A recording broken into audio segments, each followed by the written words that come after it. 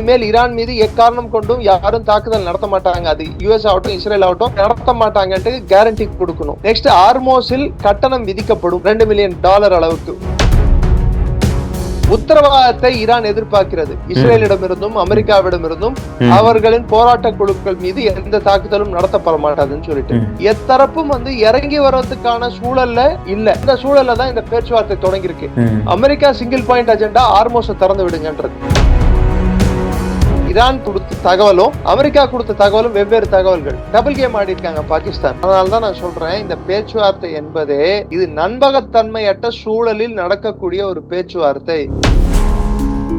நேத்து வேற Melina Trump Epstein ஃபைல்ஸ்ல புதுசா ஒரு லீக் வந்திருக்கு. ட்ரம்போட மனைவிக்கும் எப்ஸ்டீனோட கேர்ள் ஃபிரெண்டுக்கும் என்ன உறவு இருந்தது என்னன்னு சொல்லிட்டு எல்லாம் வெளியே வந்திருக்கு. தன்னிலை விளக்கம் வேற கொடுத்திருக்காங்க மெலினா ட்ரம்ப். சோ இது அமெரிக்கா ஃபுல்லா பீ மாதிரி பத்திட்டு எரியுது. ராணுவ பொருளாதாரத்துக்கும் ராணுவ விற்பனை செய்து அதில் பணம் ஈட்டக்கூடிய அமெரிக்கா உபகரணங்களை, கருவிகளை, ஆயுதங்களை விற்பனை செய்து அதுல பெரிய பெருந்தொகை ஈட்டக்கூடிய அமெரிக்காவுக்கு இது மிகப்பெரிய பின்னடைவு. அங்கேயும் ஒரு ஸ்ட்ரைட்ஸ் இருக்கு, பாபல் மண்டப் அப்படின்னுவாங்க. அதையும் ஹவுத்திகள் தாக்க நேரிட்டால் அந்த வழியாக வரக்கூடிய 12% எண்ணெயும் நிறுத்தப்படும். 32% எண்ணெய் வர்த்தகம் உலகத்துக்கு இல்லாமல் போய்விடும். அமெரிக்கா பாகிஸ்தானுக்கு இந்த உத்தரவிட்டதுக்கு காரணம் பாகிஸ்தான் சைனா கிட்டயும் ஏதோ பேச முடியும், சைனாவை யூஸ் பண்ணி ஈரான் கிட்ட பேச முடியும்ன்ற ஒரு காரணத்தினால்தான் பாகிஸ்தான் யூஸ் பண்ணதா சொல்லுது. ஆனா பாகிஸ்தானோட மத்தியஸ்தம் சாயம் சாயங்காலத்துக்கு வெளுத்துரும். ரிஃப்ளெக்ட் நேயர்களுக்கு வணக்கம். இன்று நாம் சந்திக்க இருக்கக்கூடிய சிறப்பு விருந்தினர் பாதுகாப்பு துறையில் முனைவர் பட்டம் பெற்ற டாக்டர் நிரஞ்சன் அவர்கள். சார் வணக்கம். சார் வணக்கம். ஜெய்ஹிந்த். ஜெய்ஹிந்த் சார். அமெரிக்கா ஈரான் தற்காலிகமா போரை நிறுத்துவதாக பேச்சுவார்த்தை நடத்தப்பட்டது. இதற்கு இடையிலே இஸ்ரேல் திடீர்னு ஒரு மூக்க நுழைத்து லெபனான் மீது தாக்குதல் நடத்தியதால் ஈரான் மீண்டும் நாங்க ஹார்மோஸ் ஜலசந்தியை மூடுறோம் அப்படின்ற போல சொல்லியிருந்தாங்க. அதே போன்று போரை நாங்க நிறுத்துவதில்லை அப்படின்ற போலையும் சொல்லியிருந்தாங்க.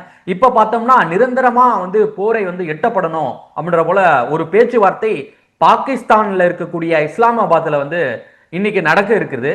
என்ன சார் நடக்கும், அதனுடைய நிலை என்ன சார்? 10 கோரிக்கைகளை ஈரான் முன்வைத்து பேச்சுவார்த்தைக்கு நிபந்தனையற்ற பேச்சுவார்த்தை, நிபந்தனை அடங்கிய பேச்சுவார்த்தையா இது தொடங்கி இருக்கு. நேத்து வேன்ஸ் அங்க இருந்து கிளம்பும் போது பேச்சுவார்த்தைக்கு முன்னாடியே இதுக்கு அவங்க உடன்படலைன்னா அது விளைவுகள் பயங்கரமா இருக்கும். அப்போ பேச்சுவார்த்தைக்கு உடன்படலைன்னா போகும்போதே நெகட்டிவா மைண்ட் வச்சுட்டு போனா எப்படி அது கரெக்டா வரும்? அதாவது மனதளவுல இது வெற்றி பெறாதுன்னு உங்களுக்கே தெரிஞ்சுதான் போறீங்களா? அப்போ ரெண்டாவது, ஈரான் 10 கோரிக்கைகள் வச்சிருக்கு. டெம்பரரி சீஸ்ஃபயர், அதாவது தற்காலிகமான போர் நிறுத்தம் இல்ல, நிரந்தர போர் நிறுத்தம் வேணும்.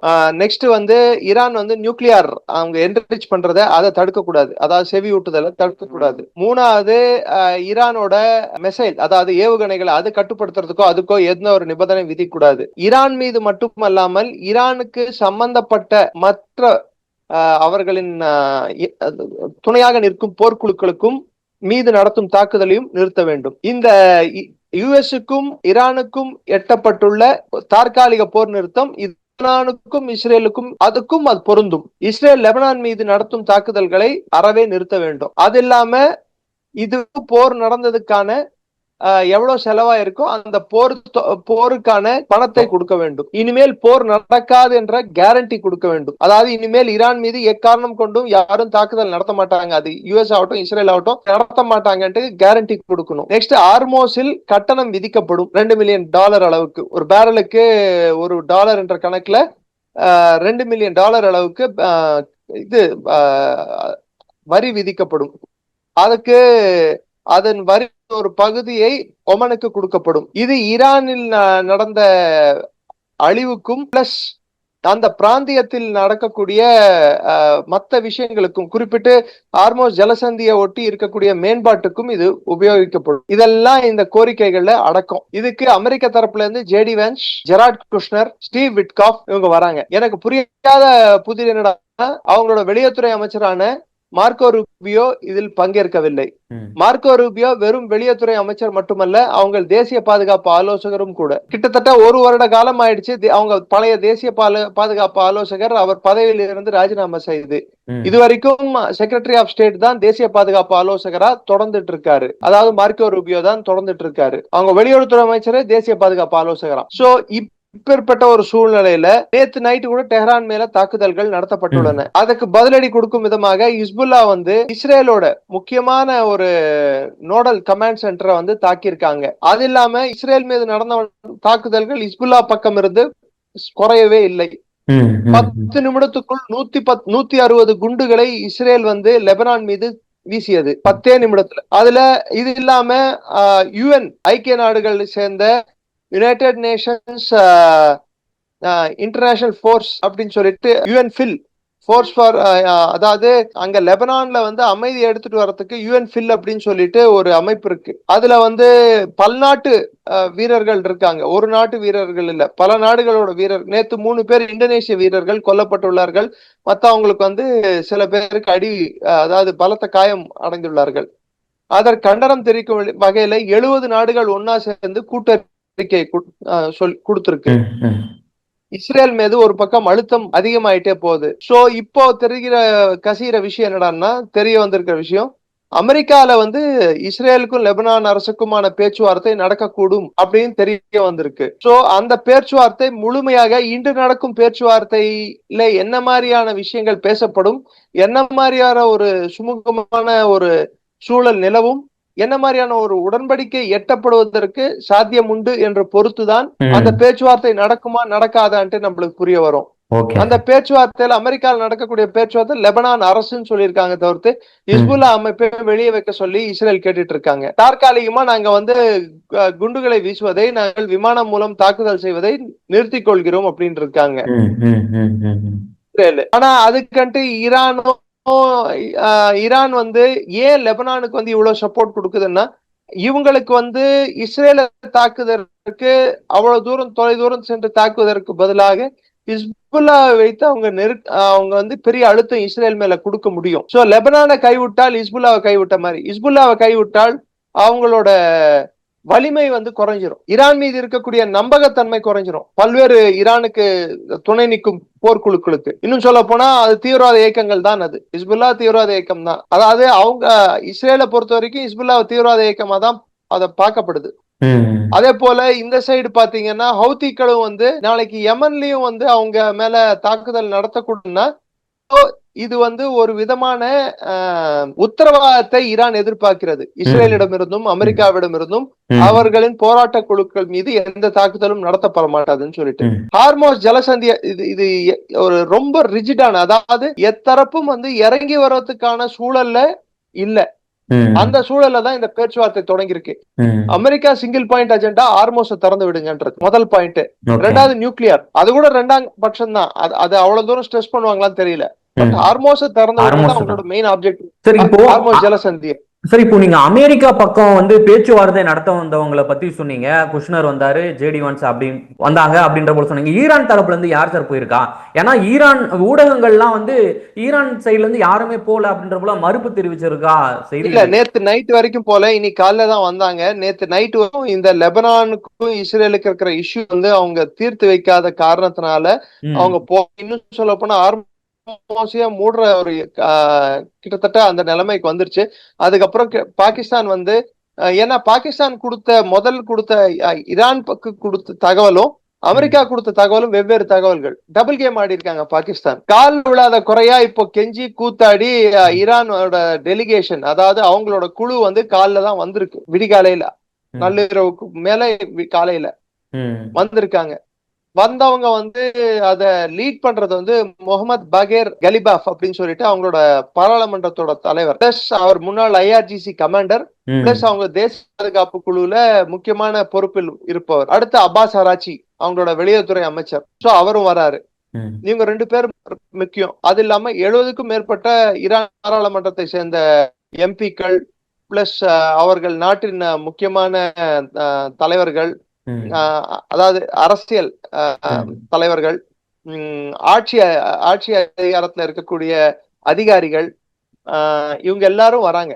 இது இல்லாம அவங்க வந்த பிளேன்லயே கூட பாத்தீங்கன்னா அந்த 170 குழந்தைங்க கொல்லப்பட்டாங்க பாருங்க, அந்த போட்டோக்கள் பட்டிருக்கு. சோ ஒரு சிம்பாலிக் ஜெஸ்டரா நீங்க பேச போகும்போது இவங்களையும் மனசுல வச்சுட்டு பேசுங்கன்னு சொல்றோம். இந்த பேச்சுவார்த்தை என்பதே வந்து அமெரிக்காவை பொறுத்தவரை வேற வழி இல்லாமல் நடக்கும் பேச்சுவார்த்தையா தான் இது பார்க்கப்படுது. ஆனா ட்ரம்ப் என்னடான்னா 90% போரை நாங்கள் வென்று விட்டோம். அதென்ன 90% வெல்றது 100% வெல்றது? போரை வென்னோம் தோத்தோம். இதெல்லாம் எக்ஸாம் எழுதியிருக்காரு இவரு. 90% மார்க் எடுத்திருக்கேன், 100% மார்க் எடுத்திருக்கேன், 70% மார்க் எடுத்திருக்கேன்னு சொல்றதுக்கு. சார் அதே போல ட்ரம்ப் சொல்றாரு, நீங்க சொன்னீங்க அவர் வந்து போர் முடிவுக்கு வரலாம், பெரும் தாக்குதல்லாம் நடத்தப்படும் அப்படின்ற போல சொல்றாரு. இங்க வந்து பேச்சுவார்த்தை நடத்தும் போது வந்து ஒரு பதற்றமான சூழல் தான் இருக்கு. அதனால்தான் நான் இதெல்லாம் சொல்றேன், வந்து இந்த பார்க்கும்போது ஒரு பேச்சுவார்த்தை வந்து ஒரு முடிவுக்கு வருமா சார்? இதெல்லாம் ஒரு சந்தேகத்தை ஏற்படுத்துது. அதனால்தான் நான் சொல்றேன், இந்த பேச்சுவார்த்தை என்பதே இது முடிவுக்கு வரும் பேச்சுவார்த்தையாக தெரியவில்லை. இது நம்பகத்தன்மையற்ற சூழலில் நடக்கக்கூடிய ஒரு பேச்சுவார்த்தை. இரு தரப்புக்கும் நம்பகத்தன்மையே இல்ல. ரெண்டாவது, யார் மத்தியஸ்ததாரரா இத ஹோஸ்ட் பண்றாங்களோ அவங்க வந்து அவங்களுக்கு என்ன அங்கீகாரம் இருக்குன்னு நம்ம பார்க்கணும். கொஞ்சம் அவங்க அமெரிக்காவின் அடிவரடின்னு ஊருக்கு உலகத்துக்கு எல்லாருக்கும் தெரிஞ்ச கதை. நம்ம பேசுற இதே தருவாயில ஜெய்சங்கர் யுஏஇ போறாரு, கத்தாரும் போறாரு. இன்னொன்னு நல்லா புரிஞ்சுக்கோங்க, இந்த பேச்சுவார்த்தையில யுஎஸ் கிட்ட உடன்படிக்கை எட்டினா கூட இஸ்ரேல வந்து எப்படி இவங்க சம்மதிப்பாங்க? இஸ்ரேல் தரப்புல இருந்து யாரும் வரல. ஆமா சார், அதுதான் இப்போ கவாஜா ஆசிப் வந்து இஸ்ரேல ரொம்ப கடுமையா தாக்கி பேசுற, ரொம்ப கசப்பான வார்த்தையெல்லாம் பயன்படுத்துறாரு. மனித குலத்துக்கே எதிரானவர்கள் சொல்லிட்டும் அழிக்கப்பட வேண்டிய நாடுன்னு சொல்லிட்டும் இஸ்ரேல வந்து சாடி இருக்கு. ஒரு நிலையா ஒரு மத்தியஸ்தம் பண்ணக்கூடிய நாட்டின் ராணுவ மந்திரியே வந்து இது மாதிரியான பேச்சுகளை பேசுவதால் இது வந்து எப்படி வந்து நியூட்ரல் டெரிட்டரி, ஒரு நியூட்ரல் டெரிட்டரி, அதாவது ரெண்டு போர் செய்யும் நாடுகள் வந்து ஒரு யாருக்குமே எந்த தரப்பும் எடுக்காத ஒரு நாட்டுல தான் போயிட்டு பேச்சுவார்த்தை நடத்தி ஆகணும். ஆனா பாகிஸ்தான் வந்து எந்த தரப்பு எடுக்குதுன்னு சொல்லிட்டு உலகத்துக்கு தெரியும். அமெரிக்கா தரப்பு எடுக்குது, இஸ்ரேல வெறுக்குது, சவுதி அரேபியா கிட்ட பணம் வாங்குது, ஈரான் கிட்ட கெஞ்சுது. சோ இவங்க எந்த பக்கம் இருக்காங்கன்னு யாருக்குமே புரியல. மொத்தத்துல ட்ரம்போட ஆணைக்கு இணங்க இந்த மீட்டிங் அரேஞ்ச் செய்யப்பட்டிருக்க தவிர்த்து பாகிஸ்தான்ல ஈரான் வந்து சரி அவங்களுக்கும் வந்து ஒரு 40 நாள் போர்ல அவங்களுக்கும் ஒரு தோய்வு வந்திருக்கும். இந்த 10 நாள் அமெரிக்க படைகளுக்கும் அவங்கள வந்து ரீஓரியன்ட் பண்ணிக்கிறதுக்கு அமெரிக்காலையும் அவங்கள என்னென்ன மாதிரி பின்னடைவுகள் அவங்க சந்திச்சிருக்காங்க, இதால என்ன வரப்போகுது, ரெண்டாவது ஈரானோட சிந்தனை எப்படி இருக்கு, அரசின் சிந்தனை எப்படி இருக்கு, அவங்க ஏன்னா இன்னொரு தரப்பிடம் பேசும்போதுதான் எப்பயுமே ஒரு போர் நடக்கும் போது ரெண்டு தரப்புகளிடையே பேக் சேனல் டாக்ஸ் நடந்துகிட்டே இருக்கும். ஆனா இந்த முறை வினோதமாவும் இன்னும் சொல்ல போனா கேவலமாவும் நடந்த விஷயம் என்னடான்னா, யாரு கூட எல்லாம் பேச்சுவார்த்தை நடந்துகிட்டு இருந்தாங்களோ அவங்க எல்லாரையும் தாக்குறது கொல்றது. ஈரான் தரப்புல இருந்து பேசுறவங்க அவங்க அமெரிக்கா கிட்ட பேசிட்டு இருக்காங்கனால இஸ்ரேல் அவங்கள போய் டார்கெட்டட் கில்லிங் பண்றது. சோ இது மாதிரி நடந்துட்டு இருக்கும்போது உதாரணத்துக்கு அலி லரஜானி கொல்லப்பட்டார். அதுக்கப்புறம் கமால் கராசி அவர் தாக்கப்பட்டார், முன்னாள் வெளியுறவுத்துறை மந்திரி ஈரானோட. சோ இதெல்லாம் நீங்க எடுத்து பாத்தீங்கன்னா யாரெல்லாம் வந்து அமெரிக்கா கூட பேசுற ஒரு பொறுப்பு கொடுக்கப்பட்டுள்ளதோ அவங்க எல்லாம் தாக்கப்படுறாங்க. ரெண்டு விஷயம், இதுல ஐஆர்ஜிசியை சேர்ந்தவர்கள் எத்தனை பேர் பங்கேற்றுள்ளனர் என்பது நம்ம கவனிச்சாகணும். ஏன்னா இது ஈரான் அரசு என்பது இன்று டீசென்ட்ரலைஸ், அதாவது ஒரு தெஹ்ரான் கட்டுப்பாட்டில் இல்லாத வண்ணம் அந்த அமைக்கப்பட்டிருப்போம். 31 பிரிவுகளாக பிரிச்சு ஈரான அந்த ஒவ்வொரு பிரிவும் ஐஆர்ஜிசி ஒரு கமாண்டர் கீழே கொடுக்கப்பட்டுள்ளது. சோ அவங்க என்ன முடிவு எடுக்க போறாங்க, அவங்க உள்நாட்டு முடிவுகள் எப்படி இருக்கும்னு சொல்லிட்டு போக போற நாட்கள்ல தான் நம்மளுக்கு தெரிய வருமே தவிர்த்து. ரெண்டாவது, அமெரிக்கா எதை முன்னிறுத்தி பேச போகுது, அதாவது எதெல்லாம் வந்து 10 விஷயம் இருந்தா இவங்க 15 விஷயம் வைப்பாங்க, அவங்க 10 விஷயம், அட்லீஸ்ட் ஒரு 5-6 விஷயத்துல உடன்பாடு எட்டுனா அடுத்த கட்ட பேச்சுவார்த்தை நவர்றதுக்கு ஒரு வாய்ப்பு உண்டு. ஆனா முதல் விஷயமே, உதாரணத்துக்கு நான் ஆர்மோஸ தர இல்லைன்னா நான் வந்து என்னோட கப்பல்களை எல்லா ஏவுகணைகளையும் நான் வந்து ரெடி பண்ணி வச்சுட்டு இருக்கேன் அப்படின்னு சொல்லிட்டு அங்க போனாங்கன்னா அப்ப நீ அடிப்பியா நானும் அடிப்பேன்னு சொல்ற மனநிலையை அவங்களுக்கு வந்துடும். ஒண்ணு. ரெண்டாவது, நீ யுரேனியம் செறிவூட்டுதல இப்ப நிறுத்தலைன்னா ஒன்னு அடிப்பேன்னு சொன்னா ஒத்து வராது. அதே போல ஈரான் வந்து உன்னோட பேஸ் அமெரிக்காவோட எங்கெல்லாம் தளவாடங்கள் இருக்கோ அதெல்லாம் நீ காலி பண்ணாதான் அவங்க கூட பேசினா ஒத்து வராது. சோ ரெண்டு தரப்புக்கும் சில விஷயங்கள்ல இருந்து அவங்க பின்வாங்க முடியாத ஒரு சில விஷயங்கள் இருக்கு, அமெரிக்கா தரப்புலையும் சரி ஈரான் தரப்புலையும் சரி. ஈரானை பொறுத்தவரை போரை நீடிப்பதற்கு அவருக்கு இல்லை, அமெரிக்காவை பொறுத்த வரைக்கும் போரை வென்றாக வேண்டும் என்ற கட்டாயம் இருக்கிறது. ஏன்னா ட்ரம்ப்புக்கு அங்க நாளுக்கு நாள் அழுத்தம் அதிகரிச்சுட்டே போயிட்டு இருக்கு. இம்பீச்மெண்ட் ப்ரொசீடிங்ஸ் வேற நடந்துட்டு இருக்கு. பீடெக்ஸத்தை போட்டு வாட்டி எடுத்துட்டாங்க. நேத்து வேற மெலினா ட்ரம்ப் எப்ஸ்டீன் ஃபைல்ஸ்ல புதுசா ஒரு லீக் வந்திருக்கு. ட்ரம்போட மனைவிக்கும் எப்ஸ்டீனோட கேர்ள் ஃபிரெண்டுக்கும் என்ன உறவு இருந்தது என்னன்னு சொல்லிட்டு எல்லாம் வெளியே வந்திருக்கு. தன்னிலை விளக்கம் வேற கொடுத்திருக்காங்க மெலினா ட்ரம்ப். சோ இது அமெரிக்கா ஃபுல்லா தீ மாதிரி பத்திட்டு எரியுது. இன்னொரு பக்கம் பாத்தீங்கன்னா ஐரோப்பாவில் இருந்து வரக்கூடிய அழுத்தத்துக்கு நாள் அதிகரிச்சுட்டே இருக்கு அமெரிக்கா மேல. ரெண்டாவது, அமெரிக்காவில் உற்பத்தி செய்யக்கூடிய போர்க்கருவிகள் வந்து பெரிய அளவுல, குறிப்பிட்டு சொல்ல போனா ஏவுகணைகள் எல்லாம் பெரிய அளவுல வந்து இந்த போரோட முதல் கட்டத்திலேயே அவங்க உபயோகிச்சுட்டாங்க. சோ அவங்க கிட்ட இருக்கக்கூடிய கையிருப்பு மிக குறைவாக உள்ளது.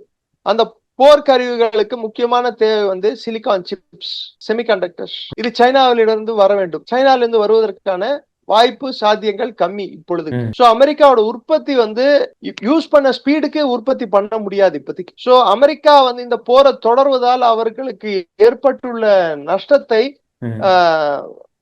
எளிதில் நம்மளால ஈடுகட்ட முடியாது. உதாரணத்துக்கு இஸ்வான் மீது அந்த பைலட்டை காப்பாத்துறேன்னு சொல்லிட்டு உள்ள போன ரெய்ட்ல மாத்திரம் $480 மில்லியன் விலை உயர்ந்த கருவிகள் அளிக்கப்பட்டது. சோ நாளுக்கு நாள் வந்து அமெரிக்க கருவிகள், அதாவது கருவியோட ரேட் என்னவோ காஸ்ட்லியா இருக்கு, அதோட திறன் என்னவோ இன்னைக்கு உலகத்துக்கே வந்து இவ்வளவுதானா இதோட மதிப்பு, ஓகே இவ்வளவு ஈஸியா இவ்வளவு அடிக்கிறதுன்னு சொல்லிட்டு கருவிகளோட அந்த தன்மையை, அதோட பலத்தை வந்து பலவீனமா மாறிட்டு இருக்கு. இது அமெரிக்க பொருளாதாரத்துக்கும் குறிப்பிட்ட அவங்க ராணுவ பொருளாதாரத்துக்கும், ராணுவ விற்பனை செய்து அதில் பணம் ஈட்டக்கூடிய அமெரிக்கா ராணுவ உபகரணங்களை, கருவிகளை, ஆயுதங்களை விற்பனை செய்து அதுல பெரிய பெருந்தொகை ஈட்டக்கூடிய அமெரிக்காவுக்கு வந்து இது மிகப்பெரிய பின்னடைவு எப்படி பார்த்தாலும் இந்த போரானது. சோ இந்த போர் வந்து பொருளாதார ரீதியில் எடுத்து பார்த்தாலும் சரி, இன்னொரு பக்கம் அமெரிக்காலையும் விலைவாசி உயர்வு ஒரு பக்கம் அதிகமா இருக்கு.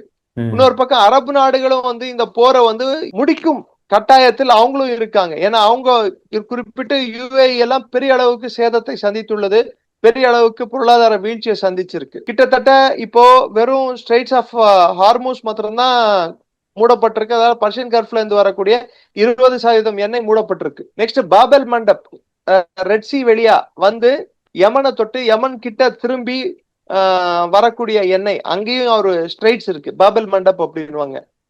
அதையும் வந்து ஹவுத்திகள் தாக்க நேரிட்டால் அந்த வழியாக வரக்கூடிய 12% எண்ணெயும் நிறுத்தப்படும். சோ 32% எண்ணெய் வர்த்தகம் உலகத்துக்கு இல்லாமல் போய்விடும். ரெண்டாவது, இஸ்ரேல் மீது நடக்கக்கூடிய தாக்குதல்கள் பல்மடங்கு அதிகரிக்கும். சோ இஸ்ரேலோட படைகள் எத்தனை நாள் இதை வந்து தாக்கு பிடிப்பாங்க? ஏன்னா அவங்க உள்நாட்டு அவங்க ராணுவ தளபதிகளே சொல்றது வந்து தோய்வு அதிகமாயிட்டு இருக்கு, படைகளால சண்டை போட முடியல, 900 டேஸ் கிட்ட நம்ம சண்டை போட்டுட்டு இருக்கோம், இதுக்கு மேல நம்மளால தாக்கு பிடிக்க முடியாது அப்படின்னு சொல்லிட்டு அவங்க சொல்லிட்டு இருக்காங்க. எந்த எதுல இருந்து எடுத்து பார்த்தாலும். ரெண்டாவது, சைனா அவங்களோட ஈடுபாடு ஈரான் கூட எப்படி இருக்குன்றத நம்ம உத்து கவனிச்சாகணும். ஒருவேளை ஈரான் வந்து நான் வாங்கக்கூடிய எண்ணெய்க்கு வாங்கக்கூடிய கட்டணம், அந்த ஹார்மோஸ் ஜலசந்தியை உபயோகப்படுத்துறதுக்கு கப்பல்களுக்கு விதிக்கக்கூடிய அந்த $2 மில்லியன் கட்டணமானது யுவான்ல தான் நீ கட்டணும்னு சொன்னா, அப்போ அமெரிக்காவுக்கு அது மிகப்பெரிய பின்னடைவாக கருதப்படும். நேத்து வேற சைனால ஒரு சம்பவம் நடந்திருக்கு. அவங்களோட ராணுவ ரகசியங்கள் பல விஷயங்கள் லீக் செய்யப்பட்டுள்ளன. ஹேக்கர்ஸால் கம்ப்யூட்டர் ஹேக்கிங் நடந்து பல தகவல்கள் வெளியே லீக் ஆயிருக்கு. இது அமெரிக்கா தான் செஞ்சதுன்னு சொல்லிட்டு நிறைய விஷயங்கள் கசியுது. சைனீஸ் ஸ்டேட் செக்யூரிட்டி சர்வீஸ் வந்து அமெரிக்காவிலிருந்து செய்திருக்கலாம் என்ற ஒரு ஐயத்தை எழுப்பியுள்ளார்கள். சோ இது எல்லாம் ஒரு பக்கம் இருக்க, பாகிஸ்தானோட மத்தியஸ்தம் எவ்வளவு தூரத்துக்கு போகும் என்பது இன்று மாலைக்கு நமக்கு தெரிந்துவிடும். அதாவது இன்னைக்கு நம்ம 11/4/2026 12 மணி அளவுல பேசிட்டு இருக்கோம் நம்ம. சார், இப்போ பாகிஸ்தான் வந்து அமெரிக்காவுடைய முகமூடின்றது உலக நாடுகளுக்கு தெரிஞ்ச பின்பும் ஏன் அங்க போயிட்டு மத்தியஸ்தம் நடக்க முடியல? அடிவரடி. இது ஒரு நம்பகத்தன்மையை கேள்விக்குறியாக்குதே சார். முகமூடின்னு சொன்னா அப்ப அமெரிக்காவுக்கு இணையான அங்கீகாரத்தை பாகிஸ்தானுக்கு கொடுத்த மாதிரி அது அடிவரடி. காசு யார் கொடுக்குறாங்களோ அவங்களுக்கு அவங்களின் ஏவல் பிராணிகளாக செயல்படும் நாடுதான் பாகிஸ்தானை தவிர்த்து அவர் யாரோட முகமூடியும் இல்லை. ரெண்டாவது, அவர்கள் மீது அமெரிக்கா வந்து பாகிஸ்தானுக்கு இந்த உத்தரவிட்டதுக்கு காரணம் பாகிஸ்தான் சைனா கிட்டயும் ஏதோ பேச முடியும், சைனாவை யூஸ் பண்ணி ஈரான் கிட்ட பேச முடியும்ன்ற ஒரு காரணத்தினால்தான் பாகிஸ்தான் யூஸ் பண்ணதா தகவல்கள் சொல்லுதே தவிர்த்து. ஆனா பாகிஸ்தானோட மத்தியஸ்தம் சாயம் வந்து சாயங்காலத்துக்கு வெளுத்துரும்னு நான் சொல்றேன். மிக்க நன்றி சார், ஜூமில் வந்து பல்வேறு தகவல்களை எங்களுடன் பகிர்ந்தமைக்கு. நன்றி. ஜெய்ஹிந்த். ஜெய்ஹிந்த் சார்.